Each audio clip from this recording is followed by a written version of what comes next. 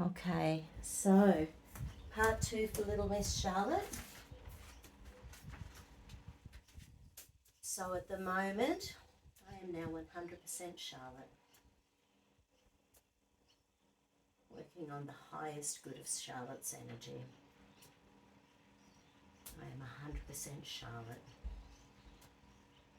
I am working for Charlotte's highest good and highest potential. So at the moment we've got all the biggest allergies online. We've got the itch, the histamines, the T-helper 2 cells in the gut, the T-helper 3 and 17s that are out of balance. We've got dairy and salicylates, and we've got the lectins and the homogenization of dairy, and we've got biofilm and mucoid plaque. So we've got a whole bunch of stuff associated with the allergies online. So now we're going to work on the survival patterns associated with that. So, okay, so once again, I'm 100% Charlotte, working for Charlotte's highest good.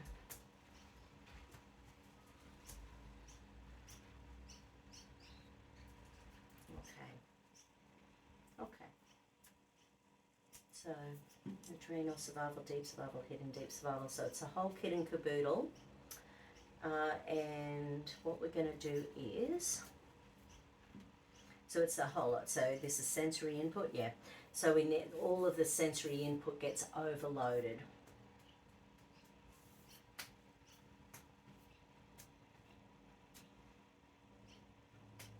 So, you know, when you're itching, you can imagine that's a huge amount of overload. With allergies, the tummy, you know, is playing up. You know, we can end up with so many symptoms associated with allergies that we just don't feel great in our own skin, and we're meant to have fun as human beings. So let's go have a look. Okay, so the first little area showing up is the subclossal gyrus. So that's that little nuclei in the brain that suppresses particularly anger. So when you're feeling frustrated and you can't let it out, feels really challenging, you know. So there's a pain and punishment circuit in there, and being a little tight too, you know. It's challenging to get those ideas across about how we feel.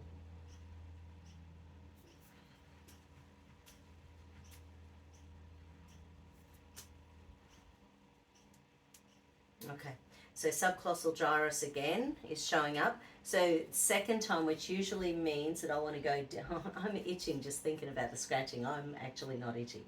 So I'm just going to go find my subclossal gyrus list.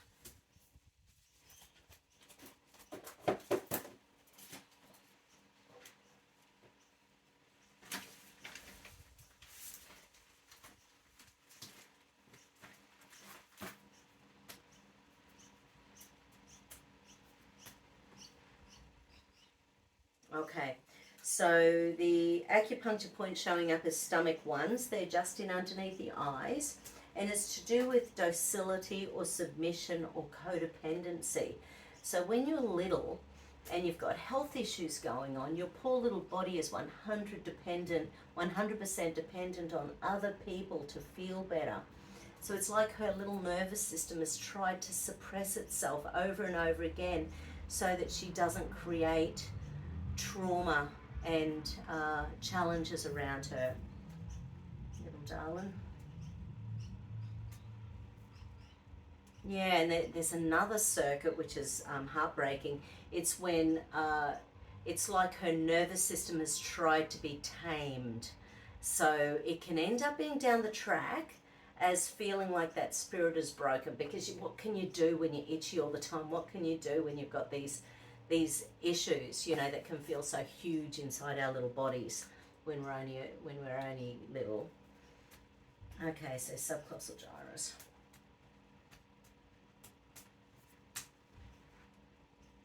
Yeah, so internalized frustration, internalized anger, internalized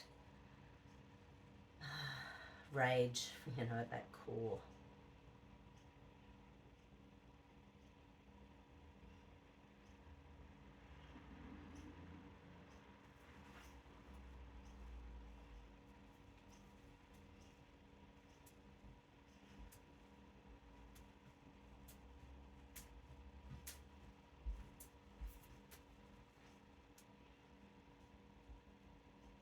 Yeah, okay. Next little area coming up is the orbitofrontal cortex. So this is the one to do with conflict. It's like being told don't scratch your skin, but you know you can't not scratch your skin because your skin's itchy. So when we've got allergies and stuff, we tend to be in conflict a lot of the time just because what adults are telling us to do doesn't really make sense. Because it feels so good to scratch when we're itchy.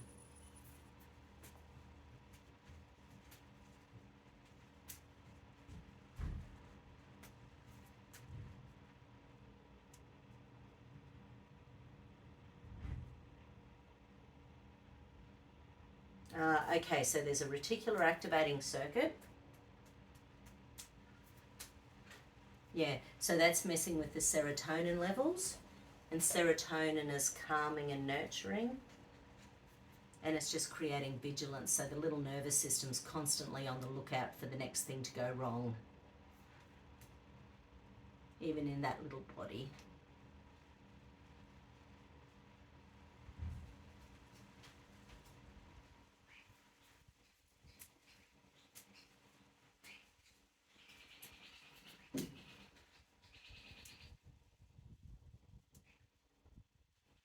Okay, there's another RAS circuit.